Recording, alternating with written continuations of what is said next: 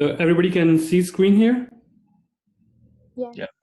Okay, so whenever we draw the graph, we always take price on y-axis and quantity on x-axis. Now you may ask, what is the reason? Why we do that? Because this is universal, you can say that,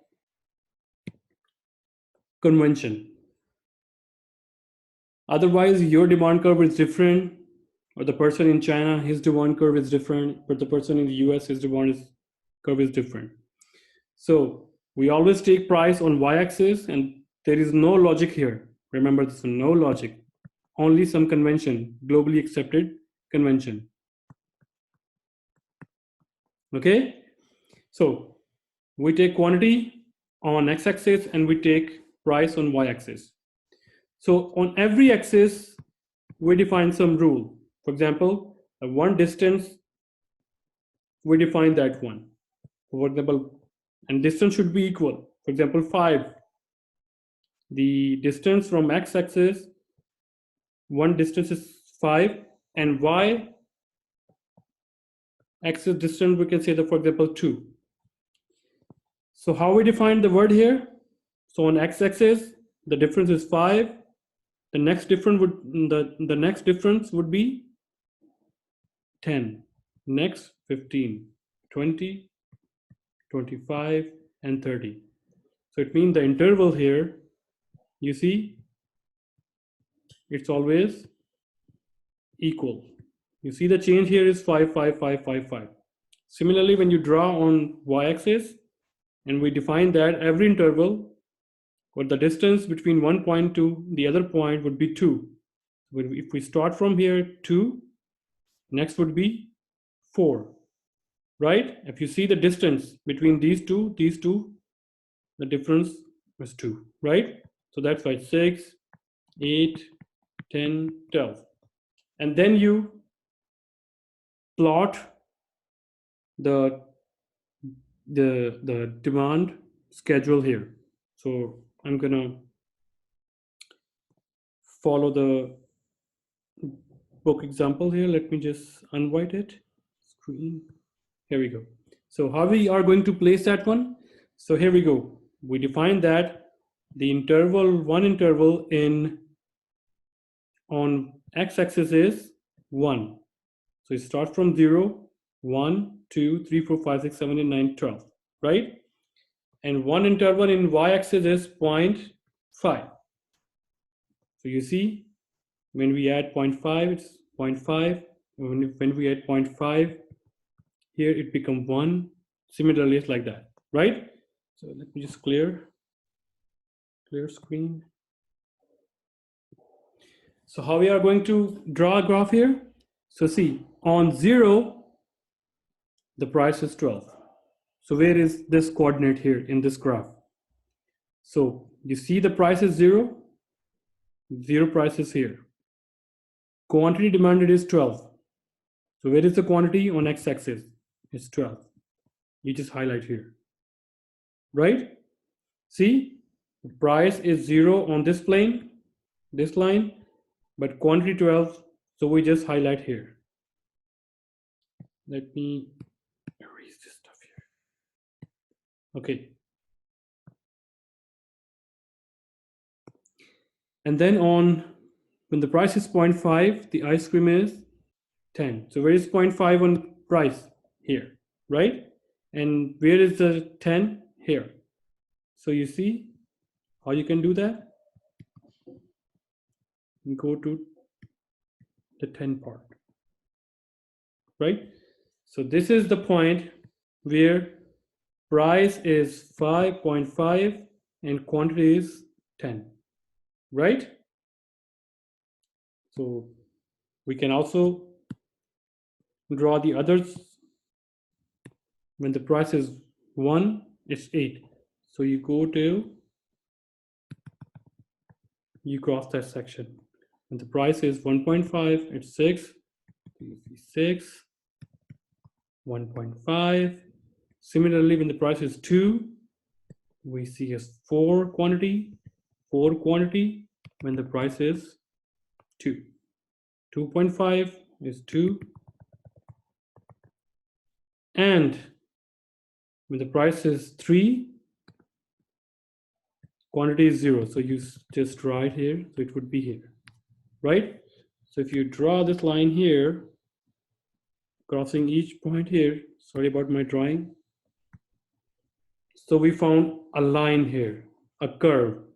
So we call this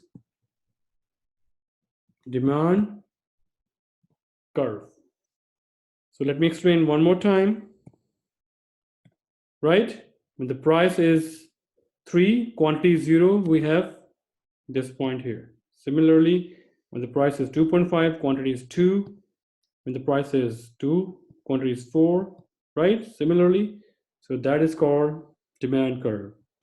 And did you notice something here? What did you notice? Notice demand curve is, it started and going down again. See that one? So from here we can devise that demand curve is downward sloping. And what is the reason behind that? Because quantity demanded is negatively related to price, right? So we learned here the demand curve. It's a curve showing the relationship between prices and the quantity. Plus demand curve is downward sloping, right? Any question? And does this curve also follow law of demand? Let's find out. If the price decreases from 2 to 1.5, you see, the quantity was 4, and now when price decreases to 1.5, you see a new point here. So what's happening here? Quantity increased from 4 to 6, right? So it means price decrease, here quantity increase. So that is the law of demand as well, right? You can also prove this. We also proved that one, that this curve is also demand curve. Understand? So let's talk about the market demand versus individual demand. So up till now, so this demand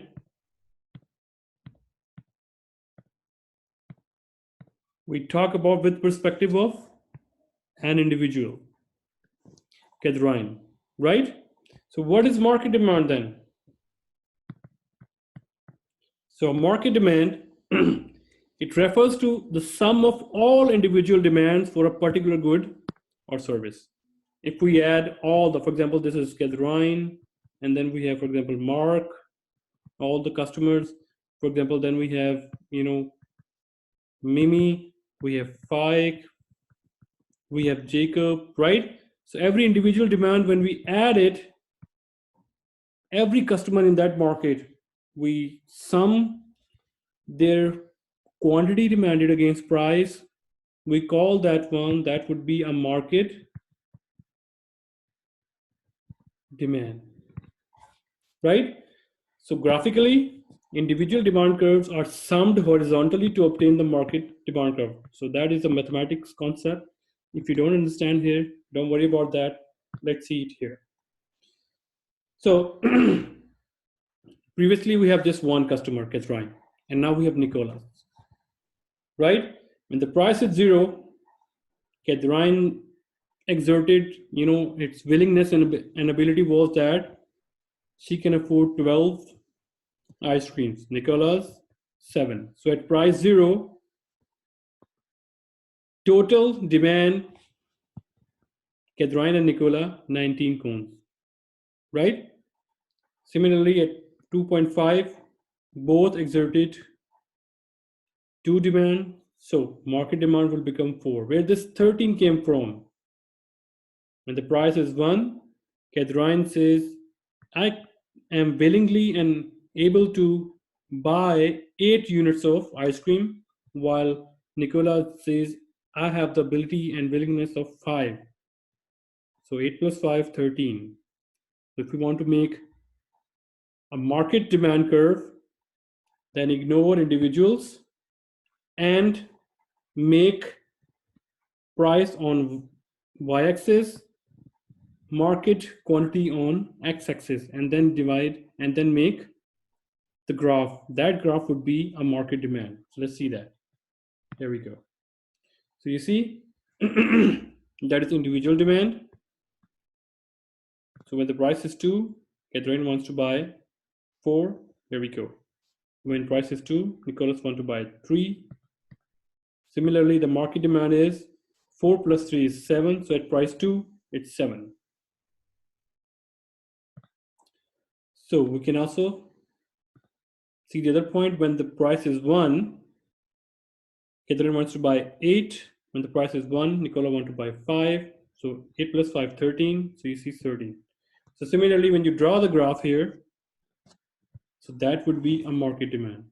So it's a mathematical property. If you add 2 graphs, it means you horizontally summed, which means you horizontally summed these numbers, where this 13 came from. This 7 came from 4 plus 3, right? But look at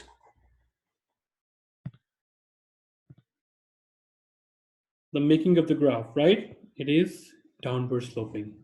So that characteristic is the same, right? So a market demand curve is the sum of all the individual buyers in that. And remember,